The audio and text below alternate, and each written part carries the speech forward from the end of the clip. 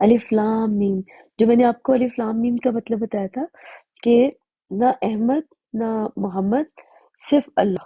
اور ٹھیک ہے، اللہ کا کلام کون ہے؟ عیسیٰ. ٹھیک ہے، یہ بات ہمیشہ یاد رکھیے گا کہ اللہ کا کلام جو ہے مسیح عیسیٰ ابن مریم ہے. ٹھیک ہے، وہ جو ہم لوگوں کو پروفٹ محمد کے بارے میں بتایا گیا شروع سے کہ پروفٹ محمد کے اوپر یہ قرآن اترا اور یہ ہوا وہ ہوا. مسیح عیسیٰ ابن مریم اللہ کا کلام ہے. اور ہم نے سیدھا رستہ کون دکھائے گا؟ اگر آپ اپنی حدیثوں میں بھی جا کے دیکھیں گے تو آپ کو وہاں سے بھی پتہ چل جائے گا یہ بہت ساری باتوں کا جو لوگوں نے آپ کو بتائی ہوئی نہیں ہے. ٹھیک ہے، یہ ہم آپ کو اب جب قرآن کی تفسیر پڑھیں گے اور قرآن کا ترجمہ پڑھیں گے تو وہ آپ کو بتایا جا رہا ہے کہ کون آپ کو بتائے گا. یہ لوگوں نے، ہمارے لوگوں نے ہم لوگوں کے ساتھ جھوٹ بول کے حدیثوں میں یا دوسری کتابوں میں جو بتایا ہوا ہے تو وہ قرآن کے اندر سے جا کے دیکھیں گے تو قرآن سے ہی پتہ چلتا ہے. یہ جو ہمیں بولا ہے نا لوگوں نے لا الہ الا محمد رسول اللہ، یہ ہمیں لا الہ الا محمد رسول اللہ نہیں کہنا تھا، لا الہ الا اللہ مسیح عیسیٰ ابن مریم کلمت اللہ یہ کہنا چاہیے تھا، جو کہ انہوں نے ہمیں بتایا ہی نہیں کیونکہ ان کو سمجھ ہی نہیں آئی. ہمارے اکابرین کو، ہمارے مولویوں کو یہ ساری باتیں سمجھ نہیں آئی. اس وجہ سے انہوں نے جو ان کو اس کتاب کے اندر سے نظر آیا انہوں نے اس کی چیر پھاڑ کر کے اور آپ لوگوں کو وہی چیز بتا دی جو اس کے اندر نہیں لکھی تھی. انہوں نے دوسری کتاب کے اندر سے لے کے آپ لوگوں کو بتائی. یہ لکھا ہے یہ کتاب یا وہ کتاب، یعنی وہ کتاب اس میں کچھ شک نہیں ہدایت ہے.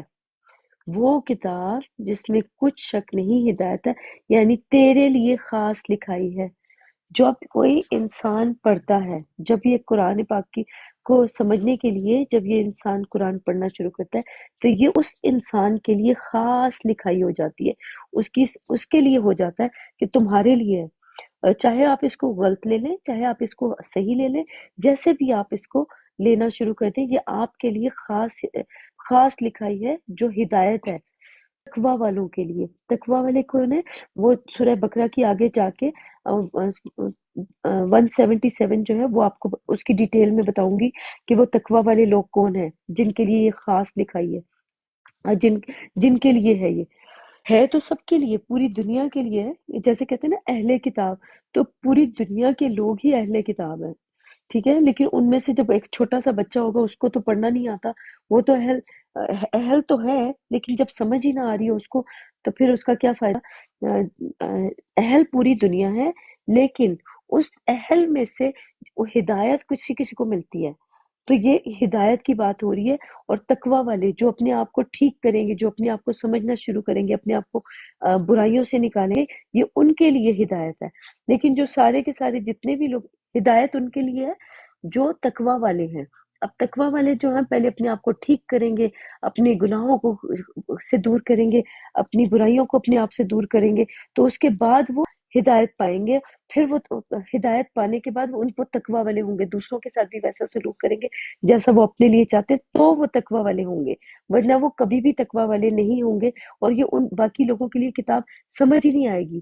جو لوگ پڑھیں گے نا تو ان کو ایسے ہی سمجھ آئے گی جیسے ہمارے مولویوں کو یا ہمارے اکابرین کو سمجھ آئی یا بڑوں کو سمجھ آئی. انہوں نے 5 وقت کی نمازیں ہمارے اوپر مسلط کر دی کہ آپ کے اوپر 5 نمازیں، اور پتہ نہیں کتنی ہیں. ہاں، قرآن کے اندر کہیں پہ بھی نماز کا ذکر نہیں ہے کیونکہ قرآن جو ہے اس کی ٹرانسلیٹ کی گئی پہلے فارسی میں، اور فارسی سے پھر دوسری زبانوں میں اس کی ٹرانسلیٹ ہوئی. اس وجہ سے اس کے اندر جو چیزیں لکھی ہیں وہ لوگوں کو سمجھ ہی نہیں آئی. اس وجہ سے لوگوں نے آپ لوگوں کو غلط سکھایا کہ 5 نمازوں کے پیچھے لگا دیا، حالانکہ قرآن اس چیز سے خالی ہے. جس وقت آپ نے پڑھنا ہے، قرآن کو لینا ہے، تو آپ کو پتہ ہونا چاہیے کہ آپ نے کوئی نمازیں 5 وقت کی نہیں پڑھنی ہے، کیونکہ خدا جو ہے، جو ہمارا رب ہے، اس کو ان چیزوں کی ضرورت ہی نہیں ہے. اگر آپ پڑھنا چاہتے ہیں، اپنی مرضی سے پڑھنا چاہتے ہیں تو it's up to you, it's all up to you کہ آپ 5 پڑھیں، 10 پڑھیں، جتنی بھی پڑھیں. وہ جو جمعے کی بات لکھی ہے وہ بھی میں آپ کو بتا دوں گی، جو 3 نمازیں صلوات کا ذکر ہے وہ بھی میں آپ کو بتا دوں گی کہ قرآن میں کہاں پہ کس طرح سے لکھا ہے. وہ آپ جب جیسے جیسے قرآن کو سمجھنے لگیں گے اور سننے لگیں گے تو آپ کو آگے جا کے اس کی چیزیں پتہ چلنے لگ جائیں گی. آگے لکھا ہے سورہ اس کی تیسری والی آیت سورہ بقرہ کی، جو غیب پر ایمان لاتے اور آداب کے ساتھ صلات قائم کرتے اور جو کچھ ان کو عطا فرمایا ہے اس میں سے خرچ کرتے. غیب کیا ہے؟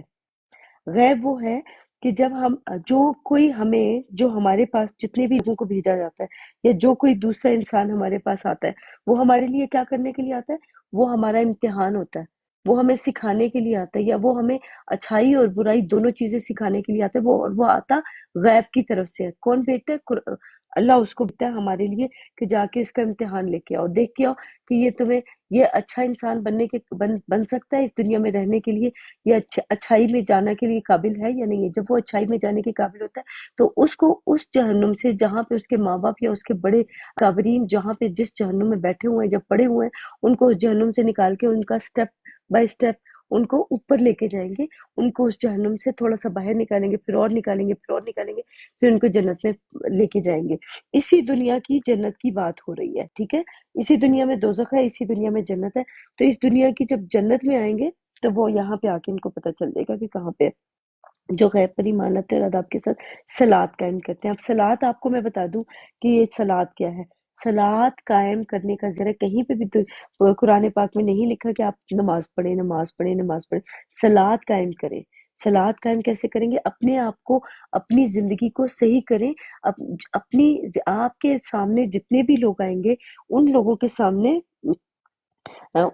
سامنے آپ نے اپنے آپ کو ٹھیک کیسے کرنا ہے۔ کوئی انسان آیا، وہ امتحان کے لیے آپ کے سامنے آیا، آپ نے اپنے آپ کو ٹھیک کیسے کرنا ہے، آپ کو پتہ ہے کہ اپنی زندگی گزارنی کیسے ہے، وہ اچھے طریقے سے اگر آپ گزاریں گے تو اللہ تعالیٰ اس جہنم سے آپ کو نکالیں گے، اس جگہ سے نکالیں گے جس میں آپ پڑے ہوئے ہیں۔ اسٹیبلش کرنے کا، جیسے چرند پرند جانور جو ہوتے ہیں ان کو بھی پتا ہوتا ہے کہ میں نے کیسے اپنی صلات قائم کرنی ہے۔ صلات قائم کرنے کا مطلب یہ زندگی کیسے گزارنی ہے، زندگی گزارنے کا طریقہ کیا ہے، اس کو کہتے ہیں صلات قائم کرنا۔ یہ جو بار بار جتنی دفعہ بھی لکھا ہوا ہے قرآن پاک میں کہ صلات قائم کریں، اس کا مطلب ہے اپنی زندگی کس طریقے سے، اچھے طریقے سے آپ نے گزارنی ہے، اس کو کہتے ہیں صلات قائم کرنا۔ یہ جو لوگوں نے بتائی ہوئی ہیں آپ کو صلات قائم کرنے کے طریقے، یہ ان کے اپنے ہی ہیں، لیکن اگر آپ ہم سے سیکھنا چاہیں گے تو یہ ہے اصل مقصد اس کا یہ ہے، اور اصل میننگ اس کے یہ ہے صلات قائم کرنے کے، ٹھیک ہے؟ آگے چلتے ہیں۔ میں اوپر لے تو رہی ہوں لیکن پلیز میں بات نہیں کرنے دوں گی، کیونکہ میں خود ہی بات کر رہی ہوں، قرآن پڑھ رہی ہوں، اس وجہ سے میں کسی اور بات نہ کرے تو بہتر یہی ہوگا آپ لوگوں کے لیے، اس لیے میں لے تو رہی ہوں لیکن بات نہیں کر سکتے آپ یہاں پہ، ٹھیک ہے؟ اور جو کچھ ہم نے ان کو عطا فرمایا ہے اس میں سے خرچ کرتے ہیں۔ اللہ تعالیٰ نے ہمیں کیا عطا فرمایا؟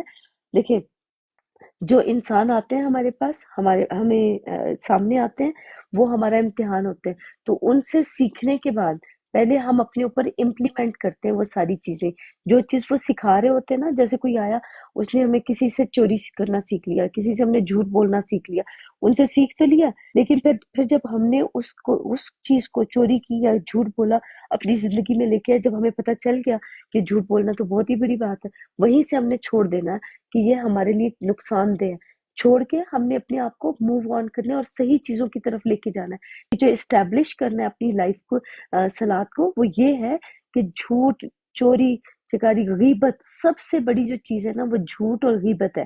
یہ دو چیزیں اگر آپ چھوڑ دیں تو آپ کو ہر چیز آپ کو سمجھ آ جائے گی اس دنیا کی، آپ نے کیسے رہنا ہے۔ یہ دو چیزیں سب سے پہلے ختم کریں اپنی زندگی کے اندر، تو آپ آگے موو آن کریں گے، تو آپ کو زندگی کا پتہ چلے گا کہ کیا آپ کے لیے صحیح ہے، کیا غلط ہے، ٹھیک ہے؟